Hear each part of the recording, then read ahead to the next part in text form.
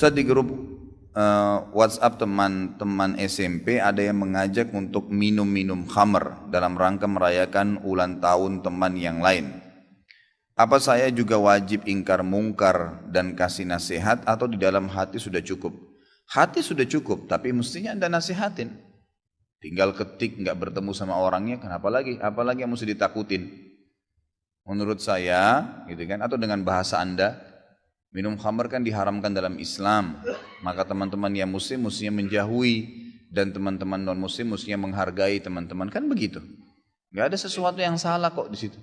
Kita bukan memukul orang, kita sedang menyampaikan apa yang agama kita nak berikan. Siapa tahu tiba-tiba ada yang tangkapin positif, oh iya benar ya. Terus ingat ya, ingkar mungkar usahakan diikuti dengan ma'ruf. Karena ma'ruf ini yang jadi solusi nanti. Misal, daripada minum khamar, lebih baik kita buat minum madu, wejang jahe, apalah gitu kan, kasih solusi. Lebih hangat, tidak mabuk, gitu kan. Ya misal contoh, ya tidak harus dianggap itu buruk. Mungkin diikutin dengan apa, mungkin bisa di-share manfaat orang minum jahe, manfaat orang minum apa, minuman yang baik, madu. Bukan mustahil, siapa tahu orang baca subhanallah, bagi kita sederhana tapi bagi dia sesuatu manfaat yang besar, Allahu a'lam.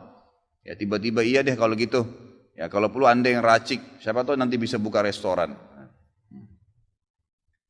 Ustaz, ingkar mungkar dan amar ma'ruf yang wajib hanya satu kali itu hanya dalam satu jenis maksiat, bisa untuk secara umum. Iya, tidak satu maksiat tentunya. Misal ada pelang di sini sampo, perempuan tidak pakai jilbab, ya itu ingkar mungkar sendiri. Di depan sana ada iklan tadi saya bilang celana dalam, ya itu ingkar mungkar sendiri. Kalau satu kali saja kita ingkar mungkar dalam 1000 kemungkaran itu nggak bisa, nggak nyambung. Ya, harus semuanya. Tapi ada doa yang disebutkan oleh sebagian dinukil ya dari orang-orang soleh tentunya. Mereka berdoa begini, mereka sudah jalankan nih ingkar mungkar semampunya ya. Lalu mereka sebelum tidur berdoa mengatakan, ya Allah, sebelum aku memejamkan mataku ini aku memohon kepadamu agar engkau memberikan kepadaku karunia, niat minimal ya, mengingkari semua kemungkaran. Dari pertama engkau perintahkan itu sampai akhir engkau angkat hukumnya. Dan ya Allah, aku meminta agar ya, menyuruh kepada kebaikan. Dari awal engkau perintahkan itu sampai akhir kamu angkat. Artinya walaupun saya belum lahir, kalau ada perbuatan mungkar tetap saya pungkirin. Minta dikasih pahalanya. Dan kalau sebelum saya lahir pun ada perbuatan kebaikan, saya minta agar saya punya niat minimal mengerjakannya. Itu diantara doa para salaful ummah yang memang doanya itu tujuannya untuk supaya menyelamatkan dia kalau sampai ada dia tidak pungkirin. Dan dia juga mengejar pahala yang sebenarnya mungkin dia belum bisa kerjakan. Jika ingkar mungkar dalam hati hanya sebatas kekesalan dan kemarahan karena hukum Allah dilanggar tanpa mendoakan, apa itu termasuk? Enggak, harus memang memungkirinya ya. Kalau kesal saja gara-gara orang utang enggak bayar, kesal sama dia, itu bukan ingkar mungkar. Karena itu memang kesalnya itu tidak usah ikutin kesal. Ingkar mungkar itu artinya kita melarang kemungkaran itu, memberhentikan supaya tidak terulang. Seringkali kata ulama, Allah subhanahu wa ta'ala menjadikan kemungkaran itu menimpa seseorang. Misalnya ada orang suka utang nih, dan datang kepada si fulan. Ternyata orang ini sudah punya utang banyak di tempat-tempat lain. Tapi selalu terjadi kasus tidak ada ingkar mungkar dan amar ma'ruf. Dibiarin aja. Ah, itu orang utang. Oh, buruk orang itu. Nggak pernah diingatkan. Ya, mungkin ditagih sekali selesai, tapi itu setelah diceritakan. Allah buat orang ini terus berbuat kemungkaran nih, sampai tiba ke titik satu orang yang nanti bisa memungkirinya. Kalau enggak terus terjadi. Agar siapa nih yang mau memberhentikan kemungkarannya nih? Gitu kan? Kadang-kadang tertimpa kepada kita justru karena Allah memberikan kesempatan kita mendapatkan pahala di situ. Jelihlah, gitu kan? Ingkar mungkar itu yakinlah saudaraku tidak berat sebenarnya, asal mau dilakukan aja. Allah SWT akan mudahkan. Gitu kan? Allah SWT akan mudahkan. Ustaz, bagaimana hukumnya membeli produk yang didiskon dalam rangka perayaan Natal, boleh atau tidak? Boleh saja. Setahu saya Allah alam boleh saja, gitu kan? Karena produk itu asal produknya dasarnya produk halal ya. Jangan beli produk Natal. Nah, kalau Natal lain lagi hukumnya, diskon tidak diskon nggak boleh, gitu kan? Tapi kalau umumnya ada makanan diskon karena momen tanggal merah, karena momen ini dan semua itu masih boleh saja. Apalagi kalau memang di situ ada hajat ya, memang kebutuhan sehari-hari. Kalau sesuatu yang tidak diperlukan, sebaiknya jauhi. Ya, sebaiknya jauhi. Karena khawatir malah kita sama saja mendukung acara. Pokoknya usahakan jangan sampai ada dukungan, itu saja. Kalau kebetulan saya masuk supermarket, karena acara Natalan memang didiskon semuanya, saya beli karena hajat saya. Nggak ada urusan dengan niat ingin merayakan juga Natal, itu kan nggak ada masalah. Atau sengaja membeli produk yang kita tidak perlu, karena Natal ada. Apalagi kalau berhubungan dengan atribut mendukung mereka, nggak boleh sama sekali. Ya Allah SWT menurunkan surah Al-Kafirun, itu jelas sebab turunnya, karena memang Allah Subhanahu Wa Taala tidak ingin setiap muslim mencontohi, mendukung, mengucapkan selamat kepada orang-orang kafir. Memang nggak boleh. Ya Allah SWT turunkan itu kepada Al-Mughirah dalam berdebatnya dengan Nabi SAW. Bagaimanakah kita harus bersikap terhadap teman-teman yang begitu bersemangat membela idolanya, contoh capres. Namun ketika agamanya dihina, ulamanya difitnah, mereka malah bersikap biasa-biasa saja, malah cenderung mengiyakan berita tersebut. Ya sama, ini masuk dalam ingkar mungkar amar ma'ruf. Ya. Diingatkan bahwasanya bukankah agama lebih pantas untuk dibela, didukung seorang alim yang merupakan penerus para nabi. Jadi kata para ulama, siapa yang menghina seorang alim sama dengan menghina seorang nabi, walaupun dosanya lebih berat kalau menghina nabi. Karena kata Nabi SAW, al ulama warasatul anbiya, pewarisnya para nabi, penerusnya adalah para ulama, gitu kan, penerusnya para nabi. Berarti sama saja sebenarnya, seakan-akan menghina si ustaz tadi atau dai itu atau alim itu, maka sama saja sedang menghina nabi. Ya kan gitu, karena memang yang disampaikan oleh alim tersebut adalah ajaran Nabi Muhammad SAW. Maka tentu diingatkan dengan cara itu, diingatkan, gitu kan. Kalau masalah dia mau bela capresnya, dia mau bela atasannya, itu urusan pribadi, biarin aja, nggak usah dicampurin, nggak usah ikut-ikutan berdebat dengan pendapatnya orang gitu. Ya, usahakan ikhwas sekalian, ringankan pikiran kita dan hati kita dengan tidak pusing dengan keadaannya orang. Kecuali yang jelas-jelas memang kelihatan depan mata. Terjadi sesuatu gempa, kita harus bantu, silahkan. Tapi kalau kita lagi di rumah, sengaja manjat dari tembok, lihat tetangga lagi makan apa, pakai baju apa, pak mobilnya ganti merek apa, itu nggak usah futul gitu. Pikirannya lagi apa nih orang, mau beli baju apa dia, saya juga mau beli yang sama, untuk apa? Nggak ada manfaatnya sama sekali. Ringankan beban pikiran kita dan hati dengan tidak mencampuri urusannya orang lain. Masalah dia mau mempertahankan ini idola saya, ini apa, nggak usah lah gitu ya. Kita cukup ingatkan sekali, kalau tetap saja biarin aja, gitu kan? Tidak usah kita campurin. Beberapa teman menganggap mengucapkan Natal boleh-boleh saja, ketika diberitahu bahwasanya itu dilarang, mereka tetap berdalih bahwa itu boleh-boleh saja untuk menjaga hubungan dengan sama muslim. Bagaimana cara meyakinkan mereka bahwa hal ini dilarang dalam Islam, sementara saya sendiri memiliki keterbatasan dalam memberikan jawaban kepada teman-teman. Berkaitan dengan dua pertanyaan di atas, apakah kita berdosa jika membiarkan hal tersebut? Misal ketika ada teman muslim yang menganggap mengucap selamat Natal boleh, kita hanya diam saja. Tentu nggak boleh ya, itu harus ingkar mungkar.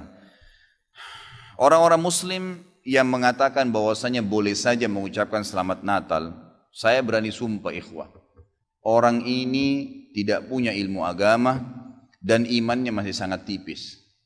Nggak bisa saudaraku mengucapkan selamat Natal kepada orang Nasrani sama mengatakan selamat Allah punya anak. Bagaimana bisa Anda berani mengatakan Allah punya anak? Itu kalimat yang sangat berat, ya kan gitu. Tidak boleh. Allah Subhanahu wa taala itu la syarikalah, tidak ada sekutu baginya. Lam yalid wa lam yulad, tidak beranak dan tidak diperanakkan.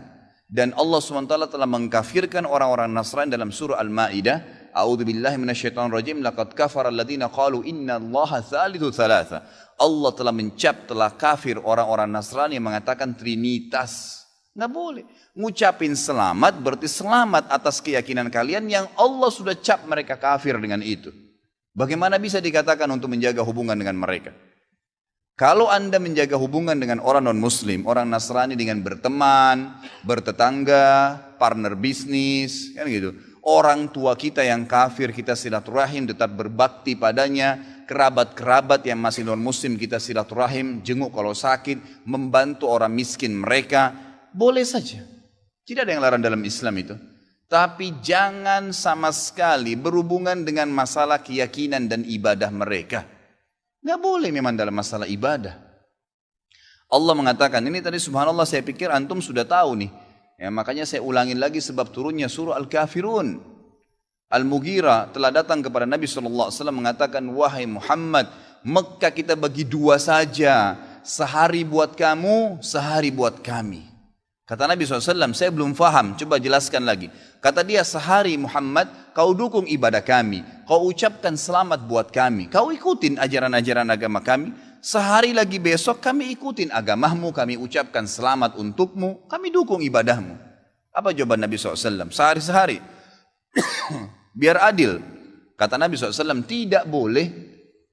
Kata dia, wahai Muhammad, sehari buat kami, dukung kami, ucapkan selamat buat kami, ikutin ritual kami. Seminggu buat kamu. Kata Nabi SAW, tidak boleh. Muhammad, sehari buat kami, sebulan buat kamu. Tidak boleh. Sehari Muhammad buat kami, setahun buat kamu. Tidak boleh, kata Nabi SAW. Terakhir, hai Muhammad, sehari buat kami, seumur hidup buat kamu. Sehari kamu ikutin kami, dukung ritual kami, selamat buat kami. Kalau pakai akal sehat, kalau pakai akal manusia, bukan akal sehat, akal manusia saja secara biasa, kan gitu. Kita pikir, oh lebih baik sehari kita ikutin orang kafir, dukung saja, ucapin selamat sama dia, selesai. Seumur hidup akan masuk Islam. Apa jawaban Nabi SAW? Tidak boleh. Lalu Jibril AS datang pada saat itu langsung membawa surah Al-Kafirun. A'udzubillahi minasyaitonirrajim. Qul ya ayyuhal kafirun. Katakan kepada orang-orang kafir. Orang kafir ini semua yang tidak syahadat, yang tidak mengatakan asyhadu an la ilaha illallah wa anna Muhammad Rasulullah, kafir. Jelas kafir, dan itu Allah yang mencap mereka kafir, gitu kan? Kafir artinya tidak beriman kepada Allah Subhanahu wa taala. Orang Nasrani aja mengkafirkan Yahudi kok.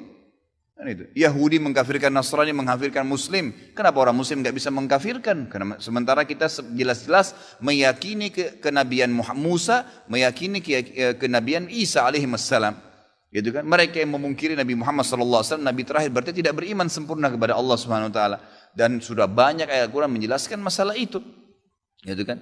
Kata Allah Subhanahu Wa Taala, ya, Qul ya ayyuhal kafirun la a'budu ma ta'budun. Semua Yahudi, Nasrani, Majusi, penyembah api, penyembah gunung, penyembah pohon, penyembah apa saja, semua selain yang tidak syahadat ini, saya tidak ikut-ikutan acara ritual kalian, tidak akan ucapin selamat buat kalian, tidak akan pakai atribut-atribut kalian, dan kalian juga tidak usah repot-repot ikutin agama saya, nggak usah.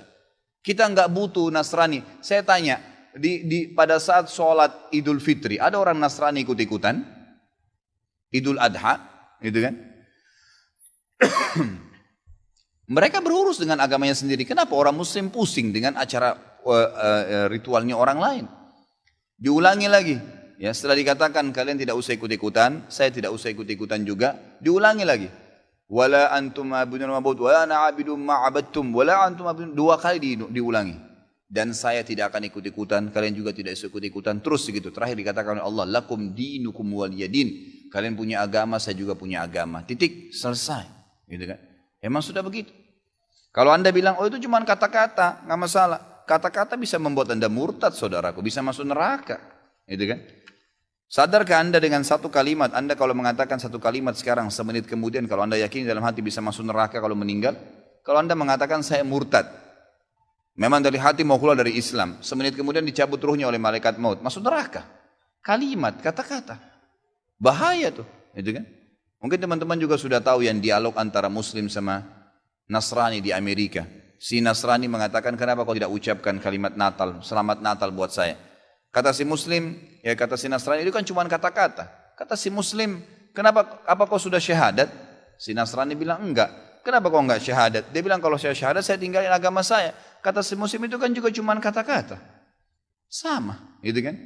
Jadi enggak boleh. Tapi hal-hal yang ditoleransikan dalam agama silahkan. Tadi saya bilang berteman, bertetangga, silahkan. Tapi jangan dukung masalah ibadahnya. Enggak boleh. Sampai pernah ditanya kepada Syekh Bimbas, apa hukumnya orang-orang, mohon maaf ini teman-teman kita, semoga Allah berikan hidayah yang belum tahu, yang menjadi security menjaga gereja misalnya, atau orang-orang yang menjadi tukang parkirnya karena lagi banyak mobil, halalkah pendapatannya? Bolehkah itu? Fatwa ulama tidak boleh. Karena ada hadis Nabi SAW yang berbunyi, kalau ahli kitab, khusus Yahudi dan Nasrani terutama, kalau mereka sedang beribadah di tempat ibadah mereka, jauhilah. Karena laknat Allah sedang turun. Hadis Nabi SAW. Kenapa nggak bisa cari rezeki di tempat lain? Subhanallah. Rezeki itu sudah dibagi oleh Allah SWT. Hati-hati saudaraku, gitu kan. Jadi orang yang mengatakan seperti ini karena tidak paham agama. Bagaimana bisa dia mengatakan Tuhan punya anak? Gitu kan. Jadi tidak boleh sama sekali ikhwah. Yang nggak boleh. Jadi kita harus tahu mana yang boleh dan mana yang tidak boleh. Dan Anda wajib ingkar mungkar. Ingatkan apa yang saya sampaikan tadi. Kalau juga dia tidak mau dengar, selesai, gugur kewajiban Anda. Apakah haram hukumnya jika kita ikut meramaikan malam tahun baru Masehi, sedangkan malam tahun baru Islam saja tidak ada? Apalagi malam tahun baru Masehi, gitu kan? Coba ikhwah, ada yang punya riwayat satu aja. Nabi SAW pernah merayakan malam tahun baru 1 Muharram. Tidak pernah satu kali pun Nabi SAW merayakan tahun baru Islam 1 Muharram. Tidak pernah ada malam lebarannya dan seterusnya. Semoga Allah berikan hidayah. Banyak orang Islam ini saya tidak mengerti kenapa mereka terlalu berani. Malam tahun Masehi mereka adakan acara tablik akbar lah, ceramah lah, zikir akbar lah dan seterusnya. Kenapa ikhwah? Gitu kan? Kenapa harus diadakan acara seperti ini? Dan orang akan menangkap itu adalah acara tahun baru Masehi. Kalau Anda bilang untuk mengalihkan umat Islam, bukan dengan cara kita membuat acara ritual, nanti akhirnya menjadi rutin setiap tahun, gitu kan? Berikan nasihat, sampaikan kepada MUI, MUI keluarkan fatwa tidak boleh, jadi umat Islam tidak terus-menerus jadi PR setiap tahun. Kalau kita biarkan akhirnya tiap tahun terus jadi masalah nih, gitu kan? Jadi masalah. Emang umat Islam yang coba merayakan malam tahun baru itu orang yang memang belum paham masalah agama. Kalau Anda larikan kepada acara-acara yang lain, maka akan jadi masalah baru lagi nanti, gitu kan? Akhirnya orang anggap, oh orang-orang Nasrani lagi rayakan dengan mabuk-mabuk, kita dengan ceramah. Bahkan ada doa bersama di malam tahun baru. Subhanallah. Malam tahun baru tentang lahirnya Isa alaihissalam tidak ada hubungannya dengan agama kita. Sedangkan hari lahirnya Nabi Muhammad SAW saja tidak pernah sahabat rayakan, tidak pernah Nabi rayakan. Lalu kita mau rayakan hari lahirnya Isa alaihissalam, bagaimana bisa ini, gitu kan? Jadi tahun baru Isa alaihissalam. Mestinya kita faham masalah itu. Ada seorang sebut saja si A, ia sedang sholat, sudah 2 rakaat lalu datang B menjadi makmum, setelah itu datang C menjadi makmum dan si A selesai lalu si C tiba-tiba mengikuti gerakan dari si B. Apa hukumnya sholat si C? Nggak boleh, tidak boleh makmum ya menjadi makmum tidak boleh seseorang itu memiliki 2 imam dalam sholat. Tidak boleh seseorang memiliki 2 imam dalam sholat. Ya, jadi kalau misalnya kita sudah datang masbuk, maghrib misalnya, si A jadi imam, si B masbuk 1 rakaat, berarti dia masih punya utang 2 rakaat. Si C datang masbuk 2 rakaat, berarti dia masih punya utang ya berapa dari 3 rakaat, gitu kan? Kalau si B datang masbuk 1 rakaat, berarti masih ada 2. Si C datang masbuk 2 rakaat, berarti masih punya utang ya 3 rakaat ya, 2 rakaat ya. Dia tinggal 2 rakaat, berarti dia masih punya utang ya 2 rakaat ya. Baik, datanglah intinya si A jadi imam, si B datang masbuk 1 rakaat, si C datang masbuk 2 rakaat. Setelah salam, si B masih menambah rakaat, si C masih menambah rakaat, lalu si C menjadi makmum, enggak boleh. Karena imamnya masih sama. Yang boleh kalau orang yang datang lain. Orang yang datang si D datang lalu menepuk pundaknya si C atau si B lalu dia jadi makmum, itu enggak masalah. Tapi kalau satu imam tidak boleh. Karena ini sudah disepakati oleh para ulama dan diambil daripada hadis-hadis Nabi SAW bagaimana beliau mengajarkan kepada para sahabat kalau sudah salam maka masing-masing menyelesaikan sholatnya. Jadi tidak mengikuti satu sama yang lain lagi. Setahu saya maulid Nabi saja tidak ada perintahnya, apalagi hari ibu. Lalu bagaimana hukumnya jika saya mengucapkan selamat hari ibu ke ibu saya, sedangkan ibu saya ingin diberi kado dan spesial pada hari tersebut? Bisa jelaskan tentang faham Salafi dan Wahabi itu apa Ustaz? Hari ibu setahun sekali ya. Saya tanya akhwat kita di belakang, mana anda pilih? Setiap detik dihormatin oleh anak atau setahun sekali? Hari ibu itu ada kisahnya sendiri, itu hari Nasrani. Ya, banyak referensinya, malah kalau kita buka internet itu terlalu banyak. Apa sebabnya, apa kisahnya gitu kan. Di antaranya sudah sering saya sampaikan. Jadi ada banyak ibu-ibu juga yang sempat ribut di Amerika itu karena tidak pernah dikunjungi oleh anak-anaknya gitu kan. Sehingga mereka minta minimal setahun sekali pada saat sudah masuk pantu jompo, itu nggak ada lagi anaknya yang datangin. Maka mereka sampaikan kepada pemerintah Amerika untuk diadakan khusus tanggal biar hari ibu, biar mereka bisa datang melihat kami gitu. Karena kalau sudah kerja, kalau sudah balik, sudah disuruh kerja keluar rumah, lalu kemudian mereka mandiri. Orang tuanya tinggal dimasukin panti jompo, sampai ada yang meninggal pun orang tuanya tidak diurus lagi. Ditelepon oleh panti jompo, ini orang tua kamu sudah meninggal, udah urus saja jenazahnya berapa biayanya saya transfer. Selesai. Ya. Nah maka karena itu mereka harusnya gitu kan, harusnya merayakan itu, mengadakan hari itu. Salah seorang syekh, saya lupakan di Mesir, kemarin ada kisahnya dia tulis dalam sebuah buku. Kalau nggak salah pengalaman beliau pribadi. Satu waktu beliau lagi ke Jerman, kemudian jalan. Di pinggir jalan ada satu ibu, sudah sangat tua gitu. Ibu ini mau menyeberang jalan, tidak ada mobil yang berhenti kasih jalan. Sudah bungkuk pakai tongkat, terus mobil lula lalang tidak ada yang kasih jalan. Sampai kalau tidak salah dia bantu jalan, nyebrangin jalan gitu. Lalu dia bilang pada bukunya itu, mungkin ibu ini atau nenek ini pada saat dia masih muda, kalau dia jalan, semua mata akan melihat ke arahnya. Tapi begitu dia sudah tua begini, tidak ada yang mau kasih jalan aja, tidak ada yang kasih. Dan ini sangat berbeda kalau dalam Islam. Ya, Islam itu tidak mengenal masa setahun sekali. Setiap saat seseorang itu sebelum ya orang tuanya lemah, sebelum tua pun sudah harus bakti. Dari dia masih kecil, kemudian sampai orang tuanya tua, sampai orang tuanya sudah mati, tetap disuruh berbakti. Ya, itu. Suruh berbuat baik, suruh kunjungin teman-temannya, suruh doain, suruh bersedekah, suruh haji dan umrah kalau dia sudah meninggal. Jadi bakti kepada orang tua itu tidak mengenal waktu. Ya, tidak mengenal waktu.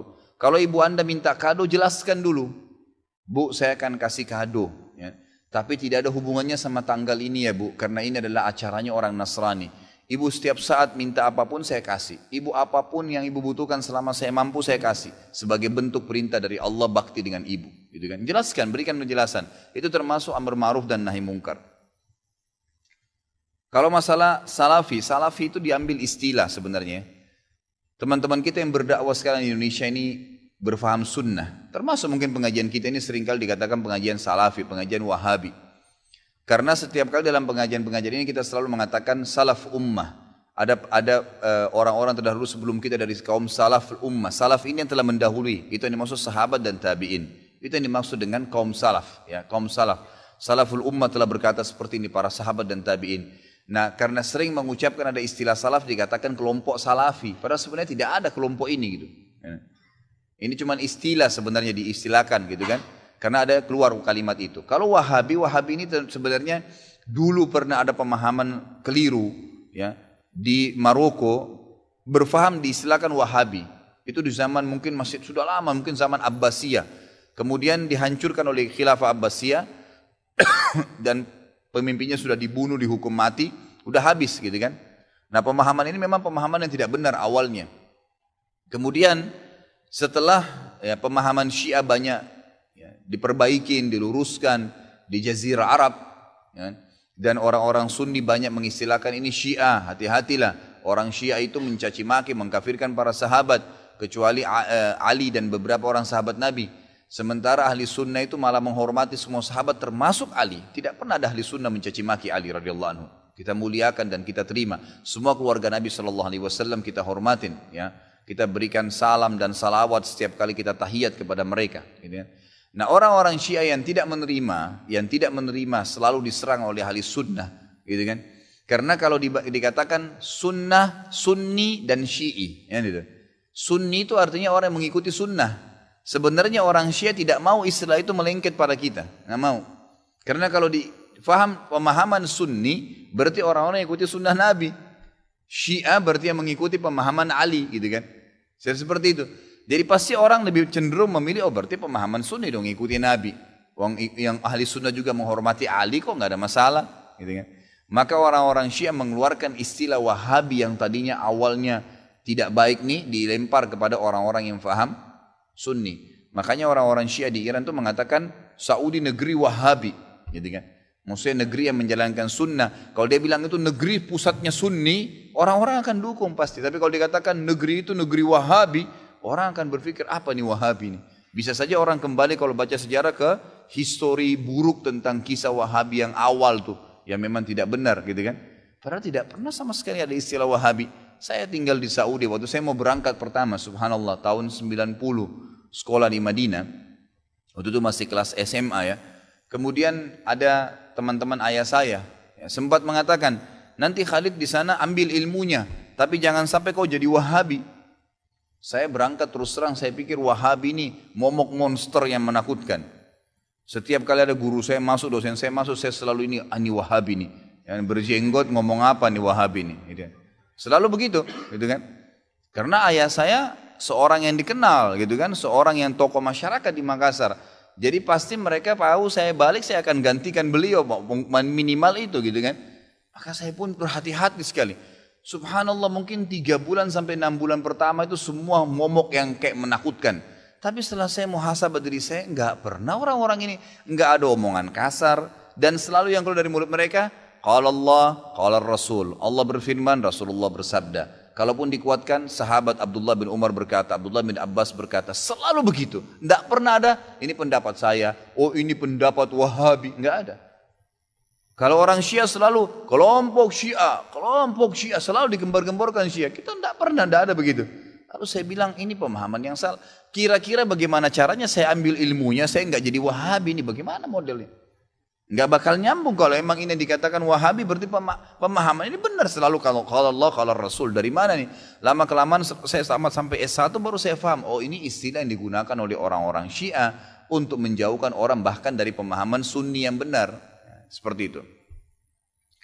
Benarkah bahasa penghuni surga adalah bahasa Arab? Allahu alam kalau ini. Saya belum tahu tentang riwayatnya. Kalau memang ada di antara ustadz-ustadz kita yang faham sunnah sudah menjelaskan, maka silakan diikuti. Saya belum tahu, belum temukan dalil sahihnya.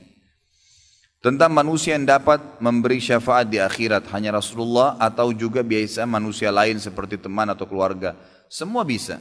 Semua orang mukmin akan memberikan syafaat. Semua mukmin akan memberikan syafaat. Itu dijelaskan dalam hadis Bukhari. Ya, bahwasanya setiap orang yang beriman itu kalau dia sudah lewat dari hisab, dia akan bisa memberikan syafaat kepada orang lain yang beriman tentunya. Bagaimana hukum atau dosa orang yang telah mu'allaf lalu dia murtad lagi? Ya sudah dianggap kafir. Tidak usah lagi bicara masalah dosa. Ya murtad, dia meninggal mati, masuk neraka, gitu kan? Karena sudah murtad.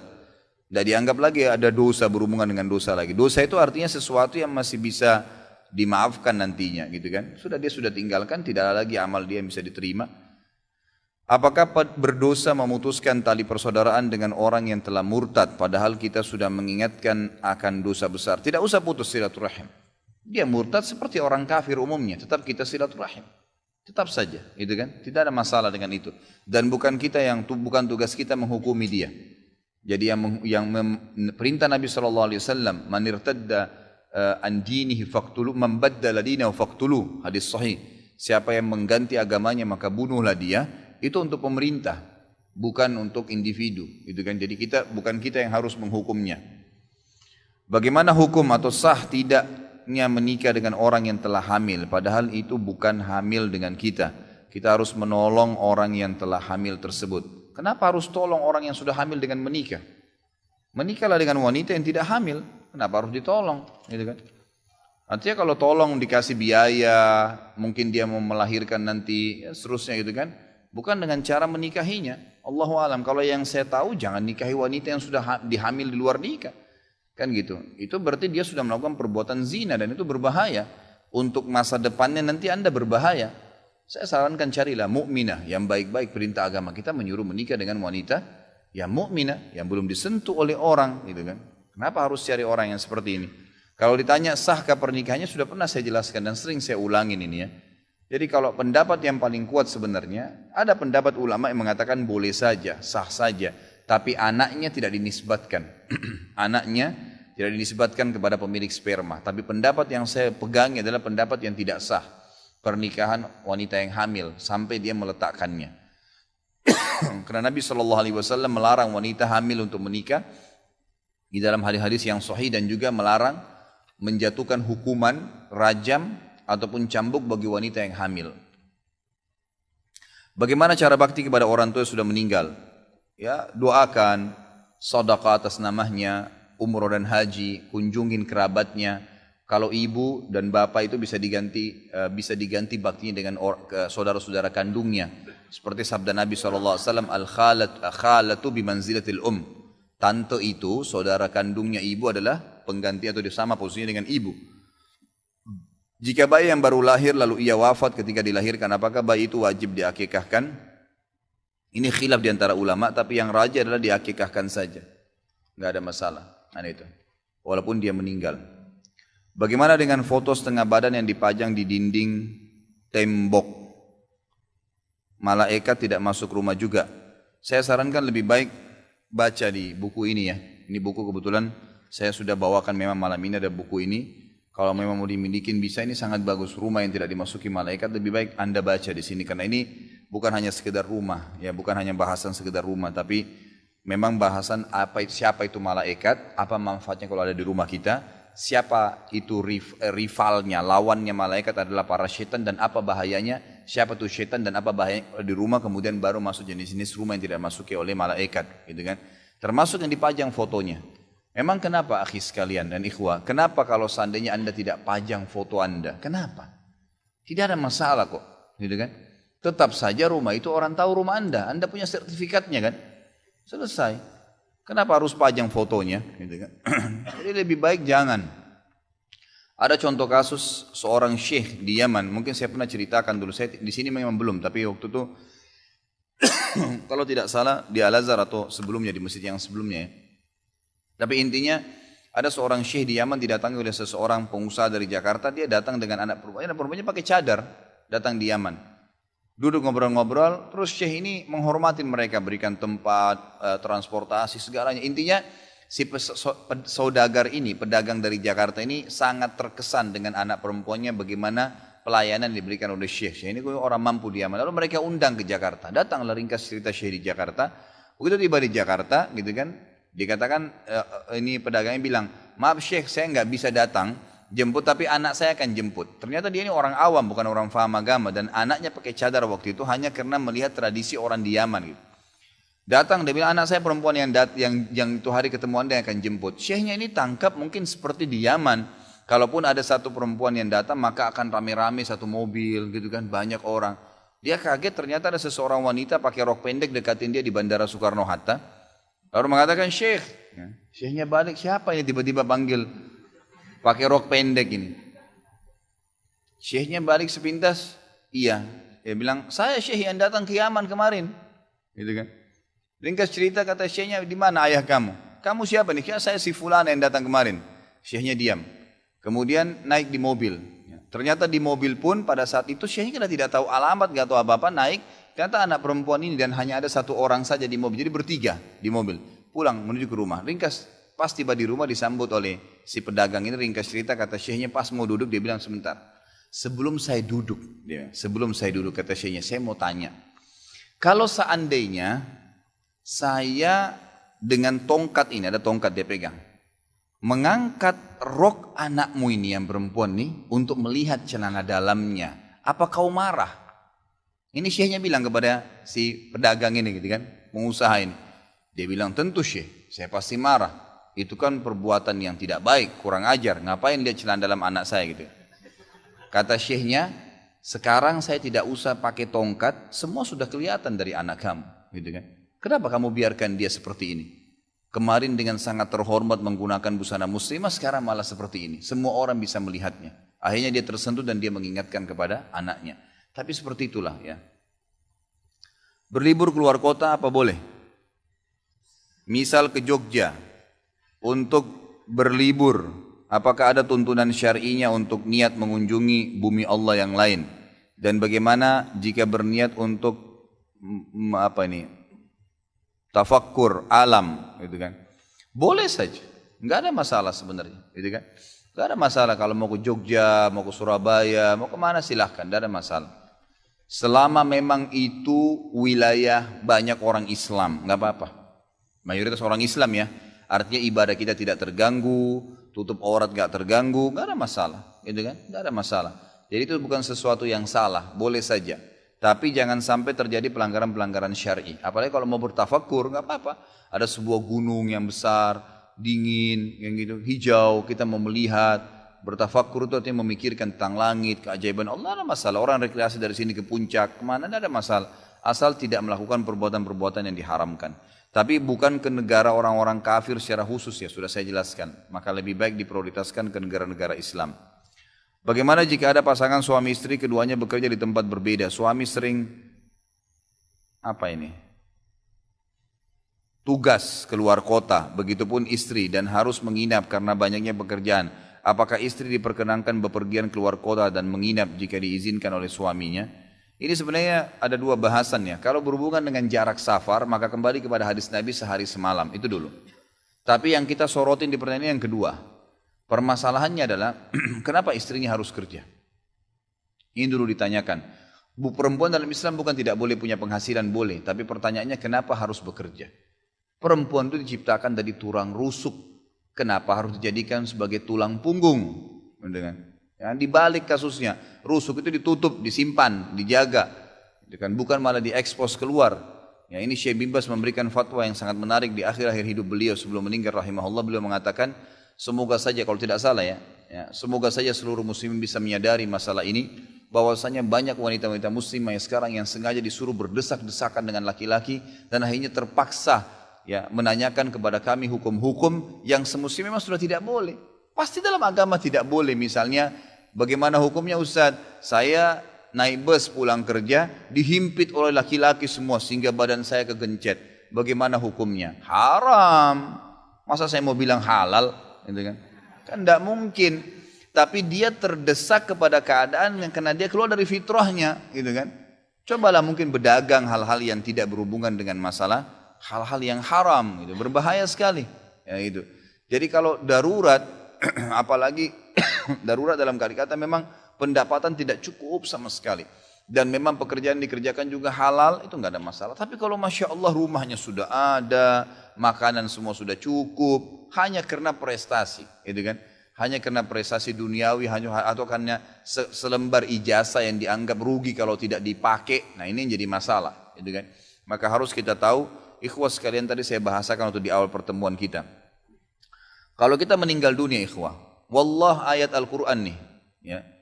Orang-orang yang meninggal mengatakan, qala rabbirji'un, wahai Tuhanku kembalikan aku di dunia, la'alli a'malu salihan fima tarakt.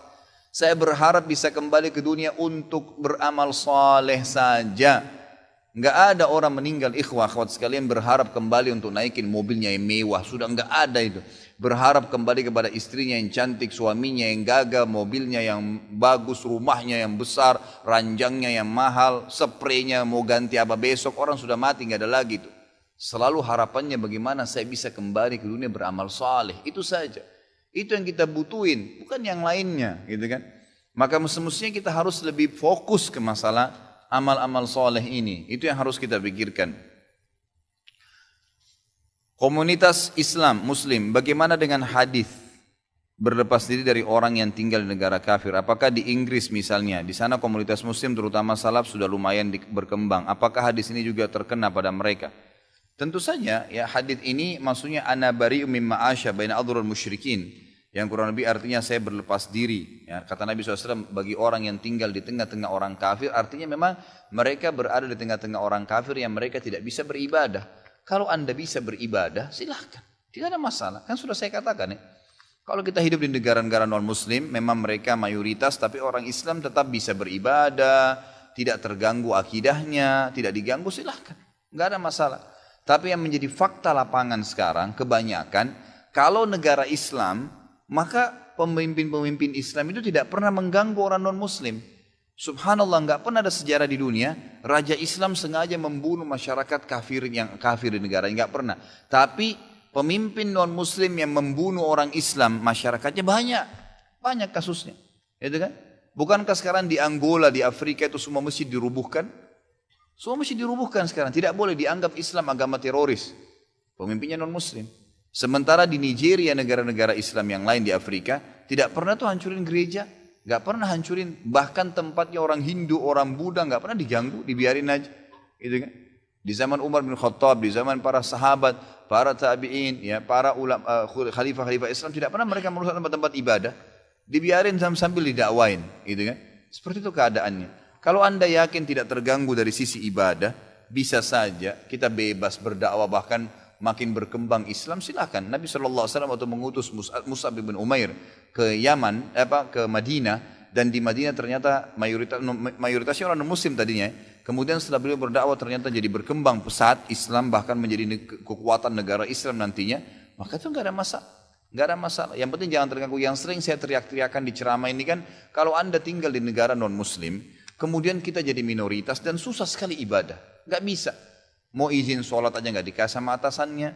Kadang-kadang kemarin ada yang SMS sama saya, WhatsApp sama saya tanya dari Hong Kong, katanya bagaimana hukumnya pada saat saya sedang menghidangkan khamr, minuman keras untuk tuan saya, dan memasakkan babi karena mereka makan babi. Kira-kira saya sebagai ustadz mau jawab apa? Boleh? Kira-kira boleh atau tidak boleh? Jelas saya mengatakan tidak boleh, haram. Enggak mungkin. Kalau saya mengatakan boleh, saya menghalalkan apa yang Allah haramkan. Haram. Tidak boleh menyentuh daging babi, apalagi masak dan menghidangkan. Minuman khamr, apa kata Nabi SAW? Allah melaknat pembelinya, penjualnya, yang mencatat jadi saksi, gitu kan? Dan yang mendukungnya, semua masuk. Dilaknat semuanya, nggak boleh. Sayang, apa memang Anda nggak bisa bekerja kecuali harus bekerja di tempat-tempat yang haram? Tidak boleh. Itu kan? Kalau Anda bilang kalau begitu Ustadz berarti larang kami keluar negeri, ya ini tergantung bahasan lain lagi. Kalau darurat, pekerjaan Anda darurat, memang tidak bisa lagi hidup kecuali dengan itu, harus hijrah ke negara non-muslim, itu lain, bahasanya lain, luas gitu kan. Tapi kalau keadaan begini Anda tanyakan kepada saya, halalkah pendapatan seseorang yang kerja jual khamr? Haram. Dari mana halalnya? Khamrnya haram, lalu dihidangkan, kita ikut-ikutan, gitu kan. Saya bekerja di perusahaan di mana klien-klien saya dari berbagai bidang industri termasuk bank, asuransi, leasing, dan rokok. Perusahaan kami membantu para kliennya untuk memperbaiki proses bisnis sehingga produktivitas dan efisiensinya meningkat. Apa hukum bekerja di perusahaan tersebut? Minimal syubhat. Kalau misal memang dia masih punya banyak klien ya, di antaranya mungkin kliennya perusahaan rokok, tadi asuransi dan leasing atau perbankan. Mungkin ada perusahaan-perusahaan lain yang masih normal. Berarti dia minimal syubhat gitu kan. Artinya ada pendapatan yang halal, ada pendapatan yang haram. Dan syubhat ini lebih baik dijauhi. Syubhat itu lebih baik dijauhi. Ikhwah sekalian, saya lihat dari pertanyaan ini semua kayaknya masih perlu saya titik beratkan begini. Wallahi ikhwah, yang memberikan rezeki Allah Azza wa Jal. Allah dari langit sana yang menurunkan rezeki, bukan bos Anda. Bukan manusia. Kenapa takut sekali meninggalkan tempat haram? Kalau haram jangan dipertahankan, nggak boleh. Pendapatan haram itu akan menjadi penyebabkan banyak sekali. Bekerja di situ haram, pendapatannya juga kalau dimakan menjadi haram. Bukankah Nabi SAW mengatakan lahmun nabata min suhtin annaru aula bihi? Daging dan darah yang tumbuh dari pendapatan haram, neraka lebih pantas baginya. Bagaimana bisa ikhwah? Coba antum jalan di muka bumi ini, lihat nih, di sekitar kita saja. Saya kemarin subhanallah ceramah di daerah Menteng, diundang ceramah keluarga. Waktu itu subhanallah malam minggu kebetulan, saya lagi tidak ada jadwal, saya ke sana. Pada saat saya parkir, rumahnya mewah, lux, di sekitarnya semua rumah mewah. Pas azan maghrib saya bilang, Pak maaf Pak, saya mau pamit. Sholat ini Ustaz? Enggak, saya sudah azan untuk sholat di masjid. Kalau bapak-bapak sini mau ikut silahkan. Lalu saya masuk, saya cari mana masjid, tanya. Subhanallah, begitu saya masuk mesti ditunjukin. Saya masuk lewat belakangnya rumah bapak itu, semuanya rumah kampung. Rumah-rumah kecil-kecil, mungkin rumahnya itu cuma 3 kali 3 meter, 2 kali, cuman kecil-kecil rumahnya semua penuh. Tapi di daerah Menteng penuh di belakang sampai ke masjid. Masjidnya pun tuh kecil, musola. Mungkin satu saf itu cuma bisa 6 orang, ke belakang juga 6, kurang lebih begitulah. Saya waktu masuk subhanallah, saya lihat orang-orang yang tinggal sekecil itu pun rumahnya. Ada yang lagi bungkus-bungkus gula dijual. Dia cuma jual di komunitas di situ saja. Ada yang jual Indomie, ada yang buat jual kopi dan teh panas. Hidup tuh, gitu kan? Hidup itu mereka. Boleh hidup saja, rumahnya biasa, tetap bisa dagang begitu, biasa saja hidup. Coba lihat tuh, artinya orang-orang banyak yang hidup dengan keadaan seperti itu. Kenapa kita tidak lihat dan coba belajar gitu? Bahwasanya orang hidup kok, tidak harus dengan terikat masalah perusahaan kita yang akhirnya kita anggap kalau saya tidak kerja sini saya nggak bisa. Rezeki biadillah ikhwas sekalian. Rezeki biadillah. Allah bukakan rezeki. Saya cuman karena tidak enak kalau saya mau menceritakan keadaan saya pribadi ya. Kalau pengalaman saya pribadi terlalu banyak bukti-bukti nyata subhanallah yang saya hadapin pribadi. Pada saat lagi terdesak dari sisi ekonomi, godaan luar biasa. Ada pinjaman yang berbunga, ada yang begini, ada yang begitu. Tetap saya tolak, saya komitmen. Sampai pada titik terakhir, titik klimaksnya saya pertahankan, Allah berikan jalan keluar yang tidak masuk di akal ikhwah. Betul-betul tidak masuk di benak saya. Saya ceritakan salah satunya, pada saat saya ada masalah kemarin di Kalibata. Ini untuk diambil ibrah saja. Restoran saya buka 2 tahun 8 bulan. Kemudian saya pertemukan antara omset sama bayar sewa dan ya, service charge-nya. Karena di mall ada service charge maka tidak cukup, tidak berimbang. Saya merasa selama hampir 3 tahun tidak mendapatkan keuntungan. Lalu saya berpikir untuk menutup restoran itu. Dan pada saat itu subhanallah saya berpikir restoran ini sudah saya tutup aja deh. Saya jual aja. Mungkin dengan kesibukan dakwah, beberapa ikhwah juga yang saya amanahkan di situ sudah ada yang satu yang sudah niat mau kuliah, udah nggak bisa lagi lanjut. Saya bilang oke lah baik. Selama 3 bulan vakum, nggak bisa bergerak sama sekali. Pada saat itu subhanallah 1 rupiah pun ikhwah saya nggak punya duit. Allah jadi saksi saya bingung waktu itu bagaimana caranya untuk mencari jalan keluar nih. Jual restoran pun akan dilelang dalam kondisi murah. Restoran itu sudah besar asetnya. Ini gimana caranya saya nggak punya duit. Mindahin ke tempat lain butuh uang untuk sewa. Gitu kan. Membuka lagi butuh uang yang baru untuk membayar sewa yang tertunggak. Gitu kan. Tidak dibongkar juga akan dibongkar paksa. Ini kalau ada waktu tentu sampai waktu tentu kalau tidak ini akan dibongkar paksa. Subhanallah godaan luar biasa. Ada yang masuk saya tidak tahu dari mana SMS masuk ke HP saya pinjaman dengan bunga yang ringan 250 juta sampai 750 juta terus dari banyak perbankan saya nggak tahu tiba-tiba masuk. Saya tidak pernah iyakan selalu gitu kan. Saya cuma berusaha ikhtiar berdoa sama Allah tawarin kepada orang kalau ada yang mau punya saham dengan saya. Subhanallah pas titik klimaks 3 bulan kemarin. 3 bulan tutup ya sementara dan saya sudah berpikir mau jual pun sempat saya tawarkan belum ada yang beli. Saya tiap hari saja berdoa. Di masjid ini saya kedatangan seseorang. Jemaah pengajian saya, bukan jemaah pengajian sebenarnya. Dia rutin mengikuti ceramah kita ya yang diupload di YouTube dan tinggal di Paris. Orang Indonesia, orang kita tapi tinggal di sana. Datang selama ini dia selalu kalau saya punya program gali sumur diikut. Ada program kemarin badal haji ditipin uangnya. Selalu program sosial diikutin sama dia. Subhanallah pada saat lagi dia bilang sama saya SMS, Ustadz saya mau ke Jakarta, saya ingin hadir pengajian Ustadz langsung. Saya bilang baiklah kalau gitu silahkan fadhal. Selesai pengajian kita waktu itu selesai jam 9 malam kurang lebih seperti jam-jam seperti ini. Lalu kemudian dia datang sebelah saya belum pernah lihat orangnya. Lalu dia salaman sama saya, dia bilang Ustadz saya Pak John Firdaus, dia bilang sama saya gitu. Terus saya bilang, oh iya Pak, saya belum paham nih. Dia bilang, saya yang dari Paris Ustaz. Oh antum, terus salaman lah, ngobrol-ngobrol. Sampai ke mobil gitu kan.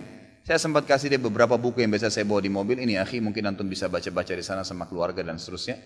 Sebelum berpisah, dia bilang sama saya, Ustaz saya sempat bawa teman ke Kalibata. Kok saya mau ajak makan, tutup tempatnya Ustaz. Oh iya, ceritanya ada tunggakan pembayaran yang belum saya bayar dari sewanya karena tidak cukup antara omset penjualan dengan ini. Oh gitu Ustaz ya, kira-kira butuh berapa biaya? Saya bilang mungkin saya butuh sekitar 250 juta untuk memutar kembali restoran ini. Karena butuh ada tunggakan 168 dan saya harus dengan biaya operasional sekitar 250 juta.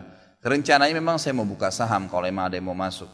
Dia bilang sama saya tiba-tiba ini cuma mau berpisah di sini di depan masjid ini dia bilang sama saya, Ustaz kalau Ustaz bilang saya baru saja kemarin masukin anggaran dana saya 400 juta di satu perusahaan.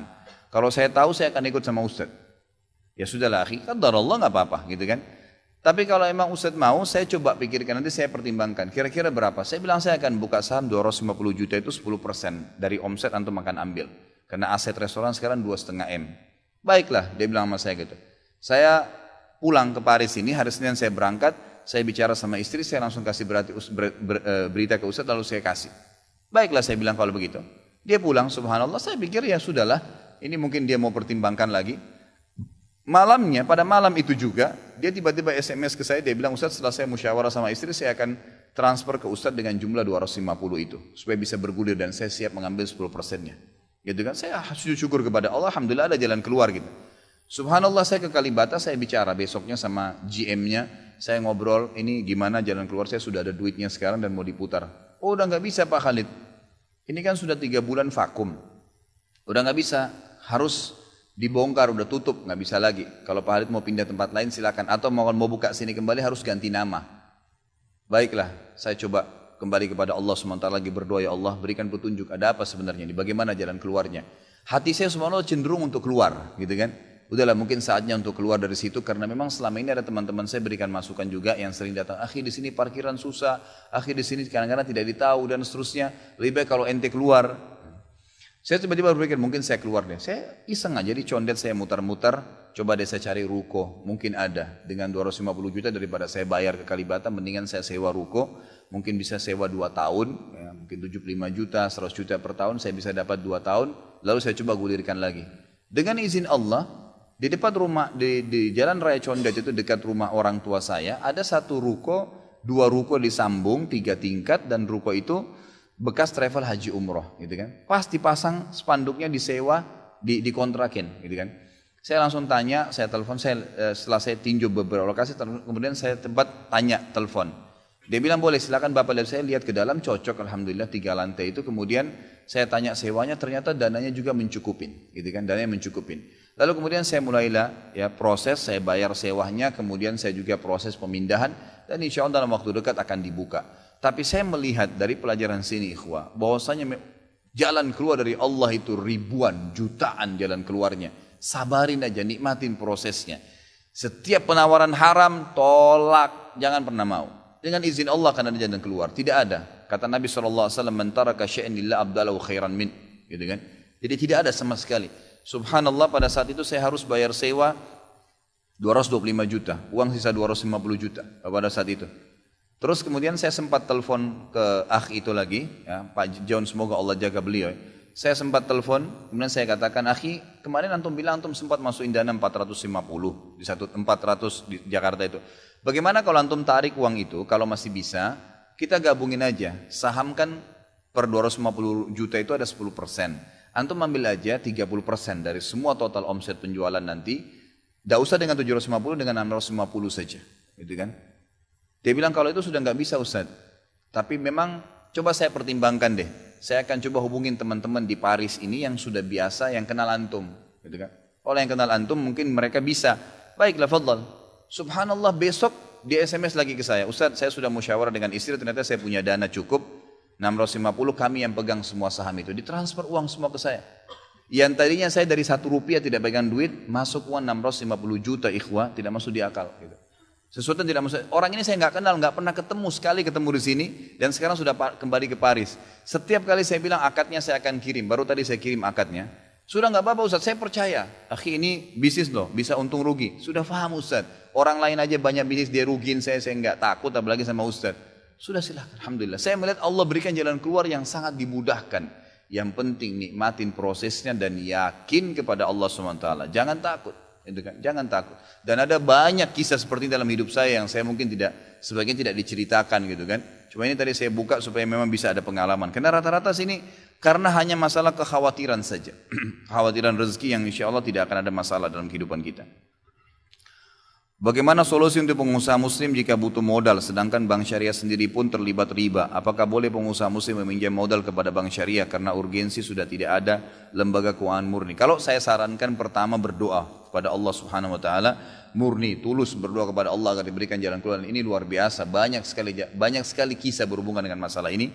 Yang kedua, coba bicara sama individu. Lebih baik bicara sama individu. Ini pengalaman saya ikhwah.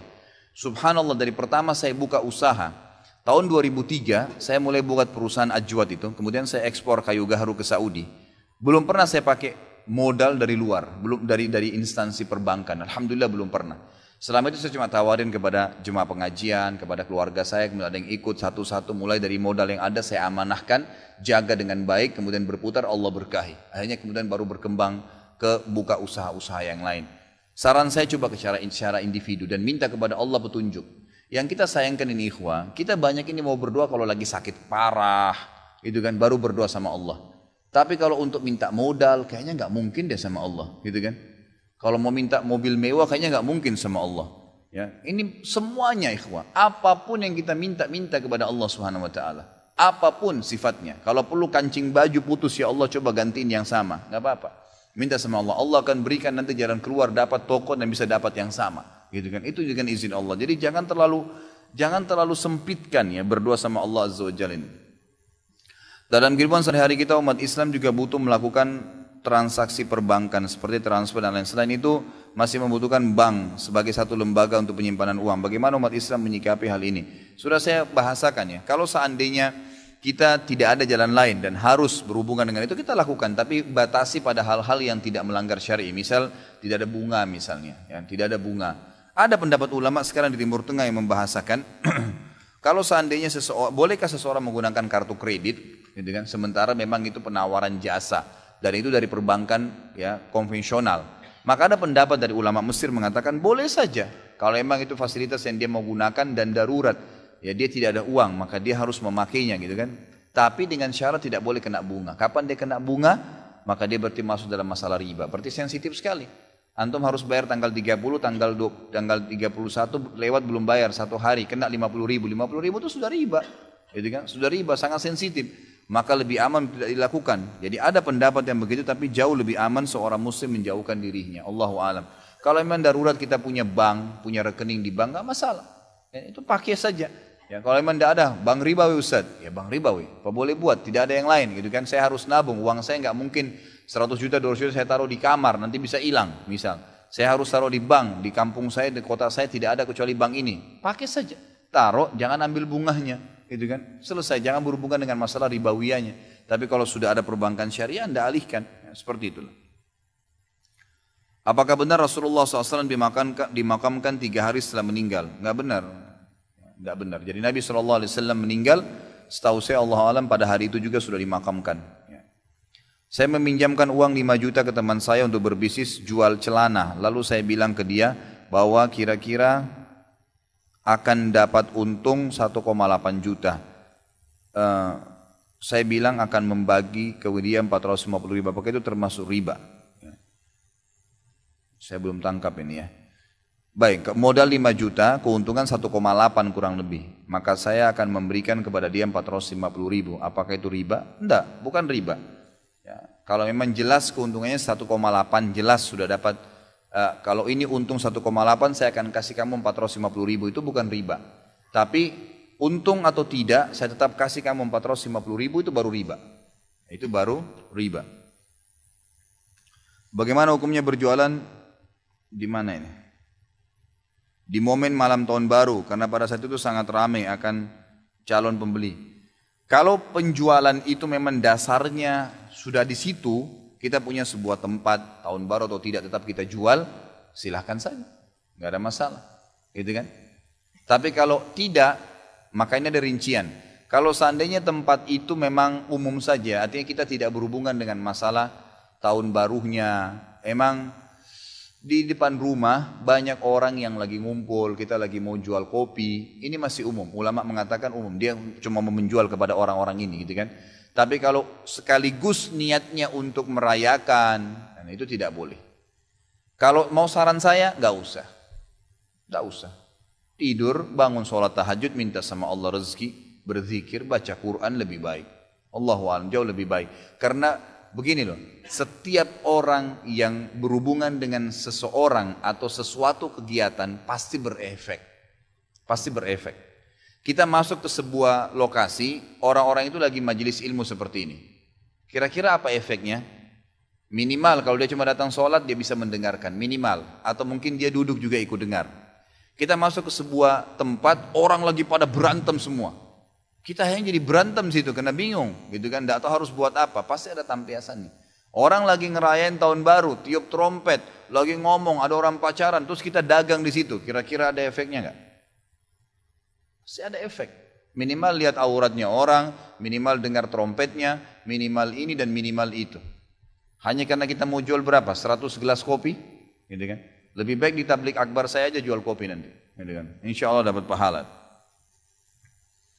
Apa yang baik dilakukan menurut Islam apabila ada perlu diadakan syukuran? Apa ini? Oh, apa yang baik dilakukan menurut Islam apabila mau pindahan atau sudah pindahan rumah? Apa perlu diadakan syukuran untuk pengajian? Setahu saya tidak usah, nggak perlu. Jadi tidak pernah ada riwayat disebutkan untuk Nabi SAW baru bangun Masjid Nabawi atau Masjid Kuba kemudian buat acara syukuran. Belum ada sebenarnya itu. Jadi ringankan aja saudaraku, ringankan aja, nggak ada masalah. Nggak ada istilah nanti jadi bala, jadi masalah kalau nggak syukuran, nggak ada kok, gitu kan. Tapi kalau seseorang sebagai tanda syukur kepada Allah Subhanahu Wa Taala, dia mau menyembelih hewan, kemudian memberikan makan orang miskin, mungkinlah. Atau memanggil kerabatnya untuk datang, ini sebagian ulama mengatakan sudah ada. Tapi jangan dianggap bagian daripada syariat ya, karena tidak pernah disebutkan riwayat Nabi SAW pada saat tinggal di rumah beliau atau beliau menikah dengan istri yang baru, beliau pada saat poligami lalu beliau belikan atau siapkan rumah untuk istri yang barunya kemudian dirayakan, tidak ada. Waktu Nabi SAW menikah dengan Sofiyah, waktu menikah dengan Zainab mantan istrinya Zaid bin Haritha, itu kan, beliau SAW menyiapkan tempat kemudian untuk rumah Zainab, kemudian beliau mengundang sahabat untuk makan saja pada saat itu. Karena ada momen walimanya, ya. Ada memang perintah untuk memberikan makan orang kalau sedang acara pernikahan. Lalu kemudian Nabi SAW sudah selesai, sahabat bubar sudah selesai. Nggak ada momen khusus merayakan kena pindah rumah. Itu makan pun makannya karena diperintahkan. Kata Nabi SAW kepada Abdurrahman bin Auf, pada saat beliau sudah pakai baju baru, kata Nabi SAW, ada apa Abdurrahman? Kayaknya kau sudah berubah keadaan kamu. Dia bilang, iya Rasulullah, saya baru menikah dengan wanita Ansar. Kata Nabi SAW, apa yang kau kasih? Dia bilang, saya kasih segumpal ya, gumpalan emas gitu kan. Lalu kata Nabi SAW, awlim walau bisyad, iklanin walaupun dengan seekor kambing saja, artinya undang orang, tapi acara perkawinan gitu kan. Kalau pindah rumah nggak ada hadis yang menyebutkan masalah itu. Apakah ada doa khusus agar utang-utang cepat lunas di samping belanja dan berusaha? Tentu ada banyak, ada doa di buku doa yang saya sering bawa itu ya. Mungkin kalau yang penanya belum milikin bisa nanti temuin saya habis pengajian. Ada buku doa, panduan doa itu ada doa dimudahkan dan dilunasi utang. Seperti misalnya kata Abdullah bin Abbas, siapa yang membaca doa ini, radhiyallahu anhuma, maka Allah akan lunasi utangnya walaupun memenuhi langit. Allahumma kfini bihalalika an haramik, waghnini bifadlika amman siwak. Ya, Allahumma kfini bihalalika an haramik. Artinya Allah cukupkanlah aku dengan yang halalmu dan jauhkan aku dari yang haram. Allahumma kfini bihalalika an haramik waghdini bifadlika amman siwak, dan karuniakanlah aku agar berlepas diri dari semua yang selain engkau. Doa ini termasuk doa melunasi utang. Ada juga Allahumma inni a'udzubika minal hammi wal hazan wal ajzi wal kasal wal jubni wal bukhul wa galabatid daini wa galabatid daini wa qahrir rijal, gitu kan. Juga dalam riwayat dikatakan lupa saya riwayatnya, tapi yang jelas artinya itu, Allah jauhkanlah saya dari semua rasa sumpok dan sedih, gitu kan, sifat penakut, ya, pelit, kemudian kelemah, sifat lemah dan malas, serta jauhkanlah saya agar jangan sampai terlilit utang. Wadala iddain wa qahrir rijal, dan jangan sampai saya terlilit dengan utang sehingga membuat saya hilang semua semangat hidup saya, dan jangan sampai saya dikuasai oleh orang lain. Nanti bisa ambil di buku itu lebih lengkap. Apakah wanita yang sedang berhalangan tidak boleh masuk masjid walau hanya untuk mengikuti pengajian? Ini khilaf di antara ulama ya, tapi untuk berhati-hati sebaiknya jangan, lebih baik di terasnya gitu kan. Tapi ada pendapat yang mengatakan memang boleh saja kalau masalah hanya masuk dengan alasan tertentu, yang tidak boleh kalau dia sholat, karena sholat haram bagi wanita haid dan nifas. Jadi lihatlah keadaannya gitu kan. Bolehkah berkumur dalam berwudu sementara puasa? Karena ada yang bilang makruh. Boleh saja, nggak ada masalah. Yang penting jangan ketelan, nggak ada masalah. Bolehkah seorang wanita umroh haji tanpa mahram? Bagaimana hukum mahram bayaran yang ada di travel? Ini sudah pernah saya jelaskan ya. Mohon maaf saya tidak ulangi lagi masalah ini. Ustaz, bagaimana sikap kita terhadap saudara, keponakan, ipar yang belum memakai hijab, bahkan cenderung berpakaian seksi? Sudah pernah diingatkan tapi sepertinya belum dihiraukan. Terkadang saya terpaksa menghindar kumpul-kumpul keluarga untuk menghindari hal-hal yang tidak diinginkan. Misal agar suami tidak melihat aurat mereka. Apakah ini bisa dibenarkan? Bisa saja, nggak ada masalah. Jadi kita boleh tidak mendatangi rumah kerabat, bukan berarti memutus silaturahim pada saat memang mereka sedang melakukan kemungkaran. Ya, buat acara-acara yang dilarang dalam agama, kumpul-kumpul, kelihatan aurat, tapi itu memang ya jelas-jelas ada pelanggaran agama, maka boleh saja kita tidak datang. Di dalam sebuah hadis dijelaskan bahwa penciptaan takdir manusia telah ditulis 50.000 tahun sebelum penciptaan langit dan bumi. Sedangkan yang saya dengar dari beberapa perkataan ulama bahwa saat wanita hamil menginjak usia 4 bulan, maka Allah memerintahkan malaikat untuk mencatat semua takdirnya. Nah, jadi takdir yang diberikan saat berada dalam kandungan ibu adalah sama dengan takdir yang ditulis 50.000 tahun sebelum penciptaan langit dan bumi. Mohon penjelasannya. Iya, tentu saja. Yang dimaksud malaikat sini, ya, malaikat sini mulai menggulirkan dalam kehidupan dia nantinya. Setelah 4 bulan karena sudah ada ruhnya. Sudah ada ruhnya. Jadi 50.000 tahun itu dicatat semuanya kejadian. Yang dimaksud di sini adalah aplikasinya. Mulai 4 bulan di rahim ibu kan sudah ditiupkan ruh. Nah, pada saat ditiupkan ruh berarti sudah mulai digulirkan dalam kehidupan dia takdirnya. Sudah mulai ada denyut kehidupan, sudah mulai apa makanan apa yang dimakan oleh ibunya nanti disaring masuk ke tubuhnya, itu sudah mulai takdirnya berjalan. Jadi pengguliran waktu, aplikasinya. Kantor saya menyediakan fasilitas asuransi kesehatan untuk kesehatan seluruh karyawan. Biaya asuransi sendiri tidak dibebankan ke karyawan. Bagaimana hukumnya menggunakan asuransi tersebut? Sebaiknya dijauhi saja. Allahu alam, yang saya tahu ya, ini kalau mau dengar pendapat saya, tapi kalau ada ustadz lain yang membolehkan silakan. Kalau saya lebih aman tidak memakai fasilitasnya, karena masalah asuransi sendiri itu masuk dalam bab syubhat yang sangat jauh, ya. Bahasan ulama sangat tegas masalah ini. Sama kasus pemerintah berencana untuk mewajibkan BPJS di seluruh masyarakat Indonesia. Bagaimana hukumnya Ustadz? Info yang saya peroleh, rakyat yang tidak memilih BPJS tidak bisa memperpanjang SIM. Kalau itu keharusan maka diikutin dalam arti kata, kalau tidak diikutin maka berbahaya, tidak bisa. Diikutin tapi tidak dipakai. Itu yang saya tahu, Allahu a'lam. Diikutin tapi tidak dipakai fasilitasnya. Tapi kalau memang ada fatwa MUI, ada ulama yang memberikan tentu yang jauh lebih tahu dari saya, silahkan. Kalau saya pribadi, Allahu a'lam, saya masih melihat sama dengan asuransi umum, dan sudah mungkin 2-3 kali di pertanyaan saya jelaskan panjang lebar tentang asuransi ya, yang boleh dan yang tidak boleh. Apakah ada hadisnya dalam sebuah majelis ilmu diawali dengan tilawah Al-Quran? Tidak ada sama sekali. Ya, tidak ada sama sekali. Ya, tidak ada. Ya, disebutkan Nabi SAW memulai dengan Al-Quran. Dalam sebuah departemen biasanya akan diberikan jatah dana sejumlah sekian sesuai dengan pengajuan dana. Dalam waktu 1 tahun, di akhir tahun dana itu berlebih sehingga dipakai untuk outing karyawan. Karena jika tidak habis, dana tahun depan dikurangin meskipun nanti akan dilaporkan bagaimana itu hukumnya. Bukankah ini juga termasuk perbuatan berlebihan? Ya, tidak boleh. Semestinya dibuat secara untuk dikembalikan. Ya, kalau memang ternyata anggaran diturunkan 100 juta dan kita cuma pakai 700, ya 75 juta misalnya, dan itu memang sudah anggaran rutin, 25 juta dikembalikan.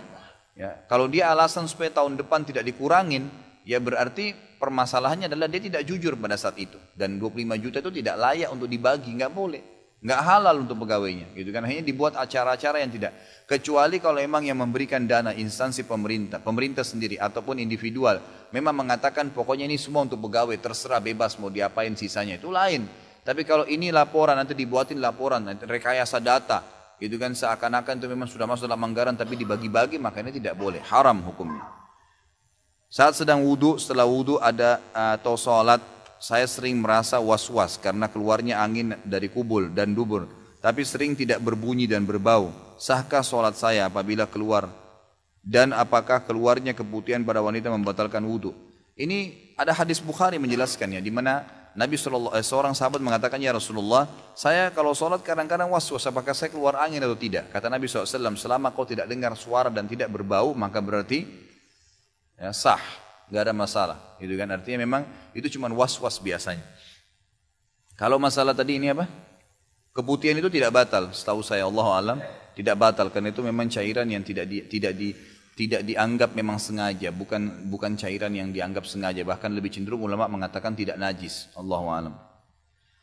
Benarkah doa kunut hanya sunnah Ustaz? Dan ternyata Rasulullah SAW tidak menyuruh untuk membaca dalam kunut subuh. Ini sudah saya pernah jelaskan, sering saya jelaskan ya. Hadisnya dilemahkan oleh para ulama tentang kunut subuh, dan yang disunnahkan adalah pada saat witir. Jadi lebih baik tidak dilakukan. Tapi kalau lagi sholat berjamaah dan orang lagi kunut, tidak apa-apa Anda lakukan. Ya, Imam Ahmad mengatakan lebih baik seseorang itu tidak sholat. Ya, lebih baik tidak sholat kalau seandainya dia sholat dengan imam yang kunut lalu dia tidak kunut. Jadi artinya jangan sampai dia gara-gara itu saja lalu dia menghindar. Tapi sekarang ada banyak pendapat ulama yang terakhir ini. Fatwa-fatwa para ulama yang bisa dipegangi fatwanya, mereka mengatakan lebih baik seseorang itu kalau dia merasa tidak fitnah, kalau tidak ikut maka dia tidak lakukan. Tapi kalau dia takut fitnah nanti malah dinilai buruk oleh orang lain, maka dia niatkan untuk kunut nazilah. Masalah niat untuk sholat Ustaz. Kenapa ada yang bilang tidak usah melafadzkan usolli farda? Lalu niat apa yang dibaca ketika mau sholat? Memang tidak, itu tidak pernah ada contoh dari Nabi SAW. Makanya kita tidak lakukan. Gitu kan?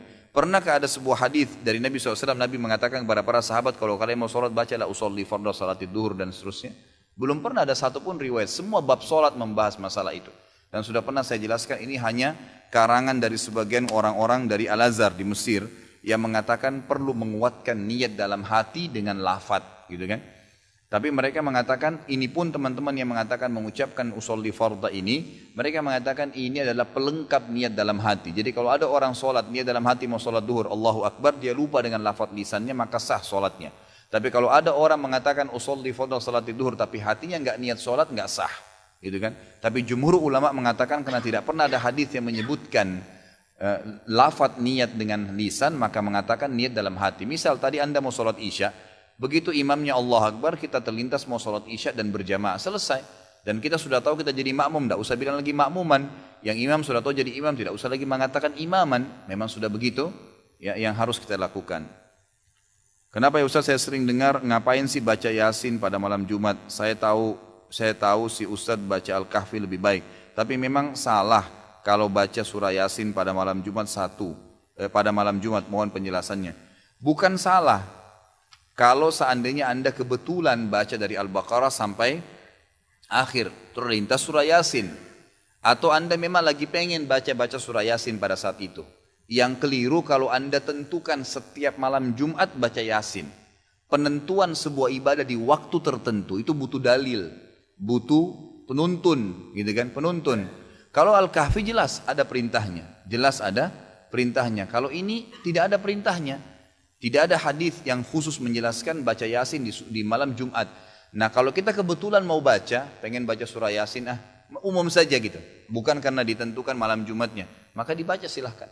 Tapi kalau dihubungkan dengan waktu malam Jumat, gitu kan, apalagi dengan tempat tertentu, ini butuh dalil penjelasan. Butuh dalil untuk menjelaskan. Jadi sebenarnya tujuannya ikhwas sekalian bukan menyoroti surah Yasin ya. Jangan salah faham masalah ini. Tapi saya hanya ingin mengajak kita semua ini kembali kepada kemurnian ajaran Nabi Muhammad SAW. Apa yang beliau tuntun kerjain. Yang tidak ada tuntunannya jangan ditambah. Sedangkan yang sudah ada sudah banyak sekali, gitu kan. Kalau kita hanya pilih Yasin daripada surah Al-Kahfi, berarti kita meninggalkan yang lebih pantas, gitu kan. Semestinya begitu. Jadi memilihnya di waktu malam Jumat ini butuh dalil yang menjelaskan.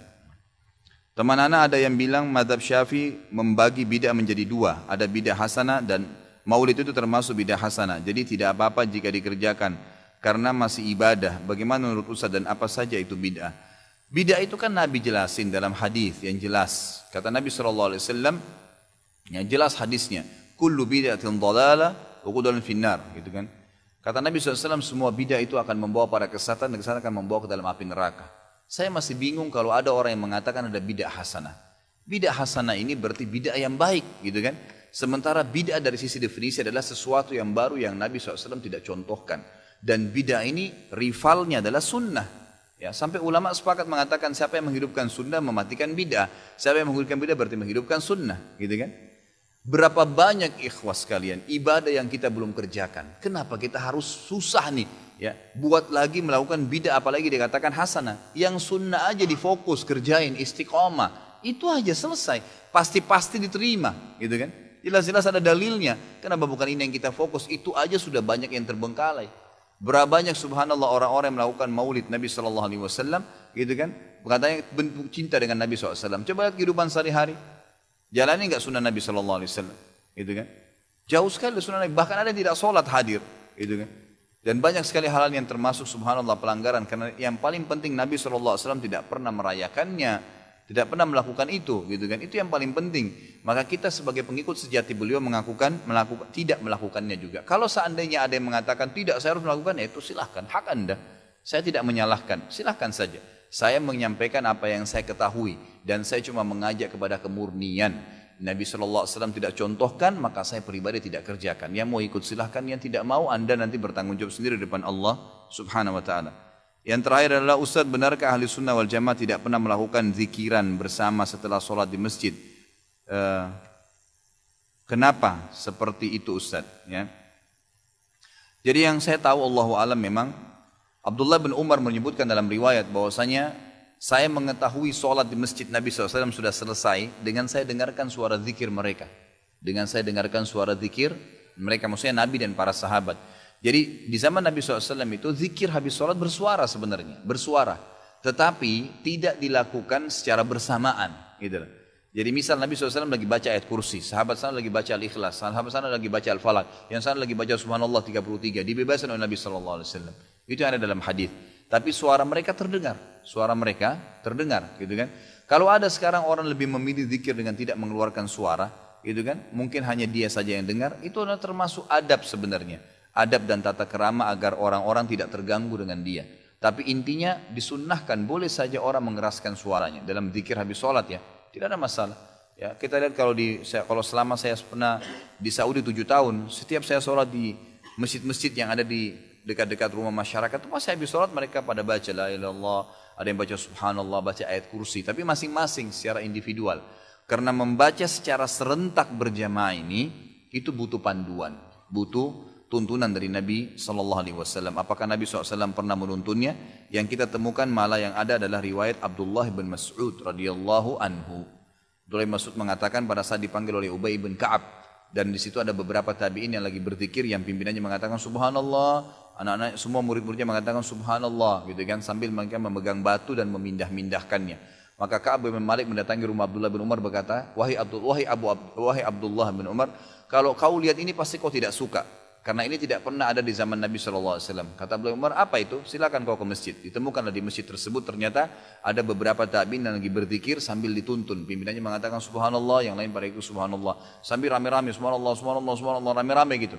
Kata Abdullah bin Umar pada saat masuk, wahai kaum ini segelintir orang, apakah kalian tidak khawatir azabnya Allah turun? Kaget Abdullah, orang-orang itu pada kaget. Ada apa wahai Abdullah bin Umar? Apa yang kami lakukan? Kami sedang berzikir kepada Allah. Bagaimana bisa azabnya turun? Apa kata Abdullah bin Umar? Fahami pendapat beliau. Ini sahabat Nabi, gitu kan? Yang terkenal dengan sahibut ta'assi. Orang yang paling fanatik dengan Nabi SAW, Abdullah bin Umar radhiyallahu anhu. Jadi apa saja dikerjakan oleh beliau, semua yang Nabi kerjakan gitu. Beliau mengatakan, sungguh bajunya Nabi SAW masih bisa dilihat dan dipakai. Artinya Nabi ini baru meninggal, bajunya aja sekarang masih ada. Panci-pancinya masih bisa dipakai, rumahnya masih bisa dihuni. Kalian sudah berani melakukan apa yang Nabi kalian tidak contohkan, gitu kan? Berarti akan datang azabnya Allah bukan karena perbuatan kalian, tapi karena tidak pernah Nabinya contohkan. Artinya kalian menambah-nambah dalam agama ini. Jadi ini berbahaya sekali, gitu kan? Seseorang telah datang di depan Hasan Basri lalu sholat habis asar 6 rakaat. Salam habis asar, sholat 6 rakaat sunnah. Lalu orang ini begitu setiap mau salam, Hasan Basri mau ingatin, dia sholat lagi. Begitu selesai 6 rakaat langsung ditahan sama Hasan Basri. Dikatakan, kenapa kau sholat habis asar? Dia bilang, wahai imam, dia tahu ini Imam Hasan Basri, ulama. Wahai imam, apakah Allah akan mengadab saya karena saya sholat? Apa kata Hasan Basri? Tidak. Allah tidak akan azab kau karena kau sholat. Tapi Allah akan azab kau karena kau melakukan apa yang nabinya enggak contohkan, yang merupakan ajaran dari Allah Subhanahu wa taala. Nabi enggak pernah contohin ada asar, setelah asar sholat 6 rakaat, dari mana dasarnya kau lakukan? Gitu. Jadi termasuk dosa itu kalau melakukan apa yang Nabi SAW tidak lakukan, dan kita cap itu bagian daripada agama, seakan-akan kita masukkan ajaran baru di agama Islam yang sudah sempurna. Allah bilang dalam Al-Ma'idah, Al-yawma akmaltu lakum dinakum. Kata-kata akmaltu, saya sudah sempurnakan agama kalian. Kata ulama Ibnu Katsir mengatakan dalam tafsirnya, ini dalil nyata Nabi Muhammad SAW sudah menyampaikan semua ajaran agama Allah, dan juga setiap muslim tidak perlu lagi menambah sekecil biji sawi pun dari ajaran agama ini. Cukup dengan yang ada saja, selesai. Maka kita tidak ada lagi masuk ke syubhat, tidak ada lagi masuk ke ragu-raguan, lakukan apa yang sudah diperintahkan saja, titik. Maka itu akan membawa kita insya Allah ke dalam surga Allah SWT. Mungkin begitu dulu, kalau ada benar dari Allah, kalau ada salah dari saya mohon dimaafkan. Subhanakallahumma bihamdika asyhadu an la ilaha illa anta astaghfiruka wa atubu ilaik. Wassalamualaikum warahmatullahi wabarakatuh.